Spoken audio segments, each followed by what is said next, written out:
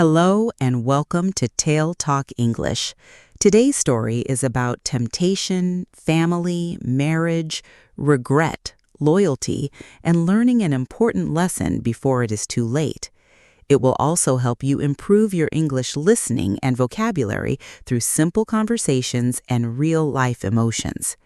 As you listen, try to imagine every scene, every expression, and every feeling. This is the story of a married man who almost lost everything after mistaking temptation for true love. My name is James Bennett, and this is my story. I am 40 years old. I work as an office manager for a small company. My life was never exciting, but I was happy with it. I was married to my wife, Sarah Bennett, and we had two wonderful children. Our daughter, Lily, was 14 years old, and our son, Ethan, was 11. We lived in a comfortable house in a quiet neighborhood. Every morning I went to work, and every evening I came home to my family. Sarah prepared dinner, the children talked about their day at school, and we spent our evenings together. Sometimes we laughed about funny things that happened during the day. Sometimes we were tired and simply enjoyed being together in silence. It was an ordinary life, but it was a good life. For many years, I believed nothing could destroy the happiness we had built together. I thought our future was secure. Looking back now, I realize how easy it is to take good things for granted. One evening, I sat alone at the kitchen table after everyone had gone to bed. The house was quiet except for the sound of the clock on the wall. I felt unusually tired. For several days I had been coughing and my chest felt heavy. I told myself it was only a cold and that I would recover soon. The next morning my condition became worse. At work I struggled to concentrate. My body felt weak, and even walking across the office left me short of breath. Several coworkers noticed how pale I looked. "James, you should see a doctor," one of them said. I smiled and told them I would be fine, but deep inside, I knew they were right. When I returned home that evening, Sarah immediately noticed something was wrong. She placed her hand on my forehead and frowned. "You don't look well," she said. "You need to see a doctor tomorrow." I wanted to argue, but I was too exhausted. Instead, I nodded. A few minutes later, Lily and Ethan came home from their after-school activities. Their laughter filled the house. Watching them made me smile.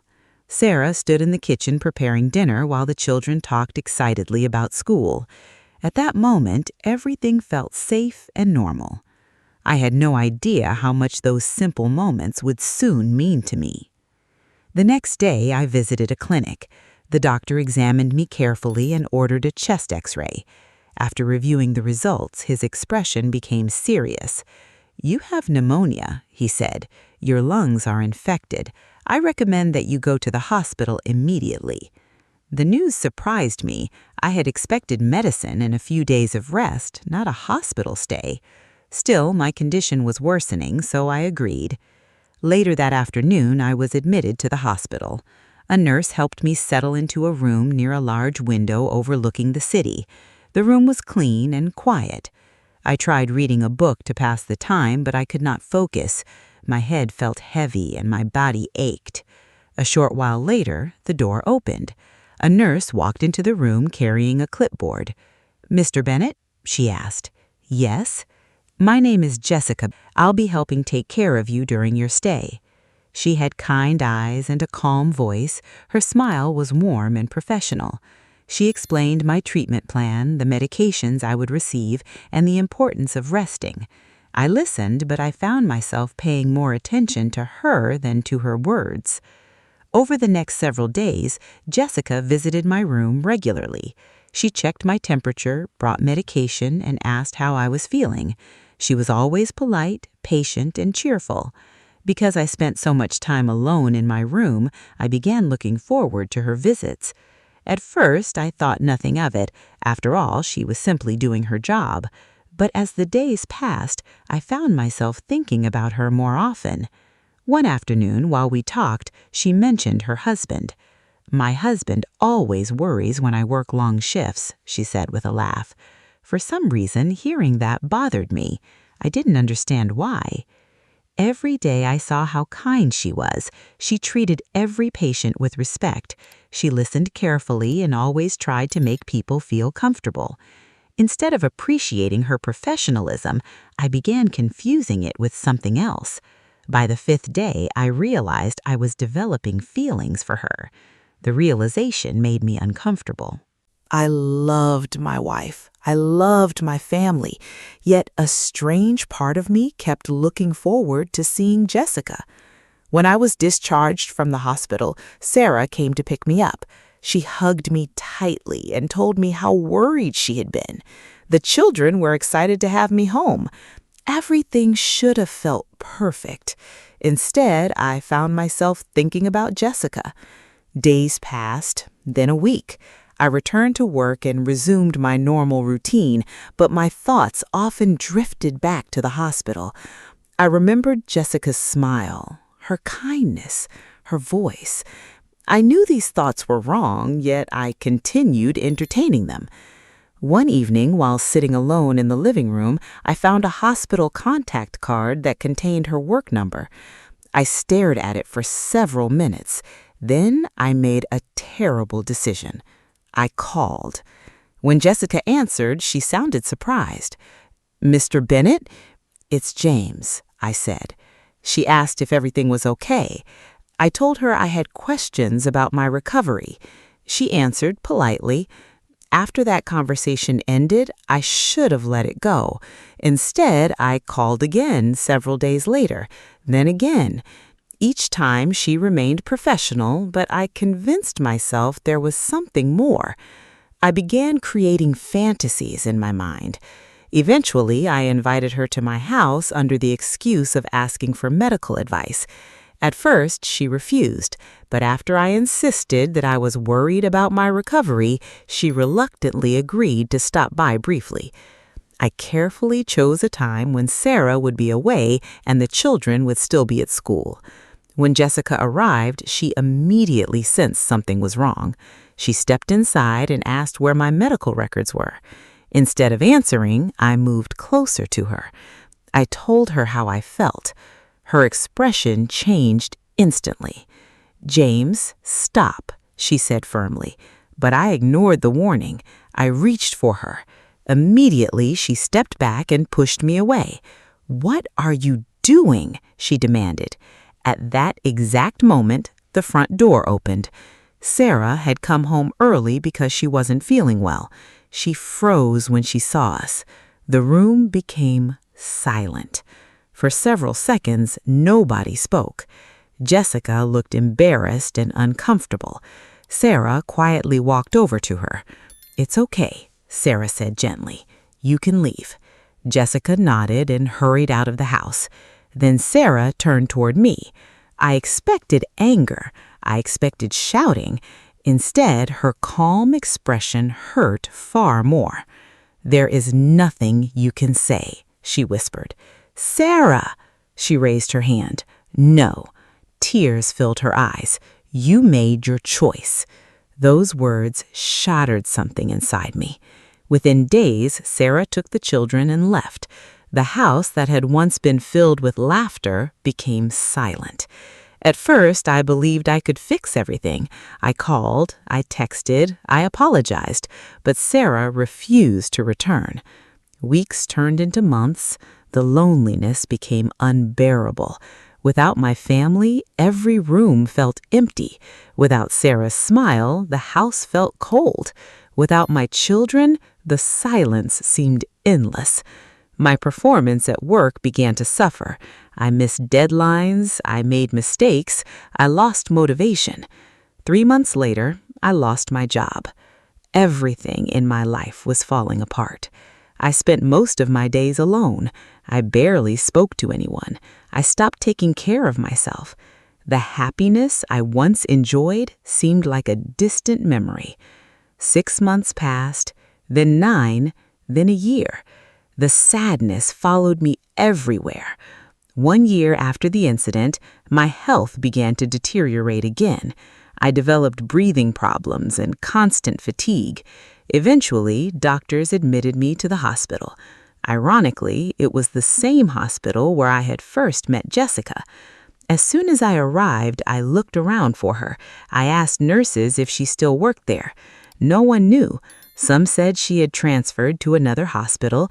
Others said she had moved away. Hearing that left me strangely disappointed. I had sacrificed everything for an illusion, and now even that illusion was gone. During my stay, my condition worsened.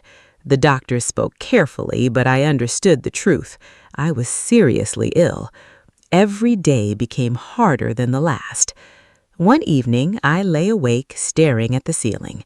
For the first time in my life, I truly faced my mistakes. I remembered Sarah. I remembered Lily and Ethan. I remembered birthday parties, family vacations, school events, movie nights, and simple dinners around the table. I realized those moments had been the most valuable things in my life, yet I risked everything for a fantasy that was never real. As my condition worsened, I became weaker. My breathing slowed. The room seemed darker. I felt myself drifting away. Regret filled my heart. If I could go back, I would choose differently. I would appreciate Sarah. I would cherish my children. I would protect my family instead of risking it. The darkness grew deeper. Everything faded. Then I heard a voice. James. A gentle hand touched my arm. James Bennett. Slowly, I opened my eyes. Bright light filled the room. For a moment, I was confused. I looked around. Everything seemed familiar. Then I saw Jessica standing beside my bed. She looked concerned. "Are you okay?" she asked. I stared at her. "What happened?" "You fell asleep after your medication," she explained. "You've been resting for several hours." Suddenly, understanding rushed through me. The divorce, the loneliness, the lost job, the second hospital stay, the years of regret, none of it had happened. It had all been a dream, a terrifying dream, a warning. I was still in the hospital recovering from pneumonia. The future I had witnessed was only a possibility. Relief washed over me. I closed my eyes and took a deep breath. Jessica smiled. "You should rest." I nodded. This time, when I looked at her, I saw things differently. She was not the answer to my happiness. She was simply a kind nurse doing her job. Nothing more. 5 days later, I was discharged from the hospital. When I arrived home, Sarah opened the door. She immediately wrapped her arms around me. "I missed you," she said. "I missed you too." Lily and Ethan ran toward me, laughing and smiling. The house felt warm, alive, full of love. That night, after everyone had gone to bed, I sat quietly in the living room. I thought about the dream. It had felt unbelievably real. The emotions were still fresh in my mind. The loneliness, the regret, the pain. Most importantly, I remembered the lesson. Sometimes people become distracted by things that appear exciting or new. Sometimes they forget the blessings already sitting beside them. I had almost done exactly that. When I finally went upstairs, Sarah was sleeping peacefully. I gently held her hand. She didn't wake up. For several moments, I simply sat there, feeling grateful, feeling lucky, feeling thankful for the second chance I had been given. The next morning, I woke up with a different attitude. I paid more attention to my family. I spent more time with my children. I told Sarah how much I appreciated her, not because I feared losing her, but because she deserved to know. Years later, I still remember that dream. Sometimes it returns to my mind when life becomes busy. Whenever it does, I remember a simple truth. Real love is not found in brief moments of attraction. Real love is built through loyalty, trust, sacrifice, and time. The greatest happiness in my life was never waiting somewhere else. It was already there, sitting around my dinner table every evening. And unlike the dream, this was real. If you enjoyed this story, thank you for listening until the end. On TaleTalk English, we share simple English stories about family, relationships, life lessons, and emotional moments. These stories help you improve your English while enjoying meaningful and unforgettable journeys. Please like this video, subscribe to the channel, and turn on notifications so you never miss a new story. A new story is coming soon, and it will be even more touching.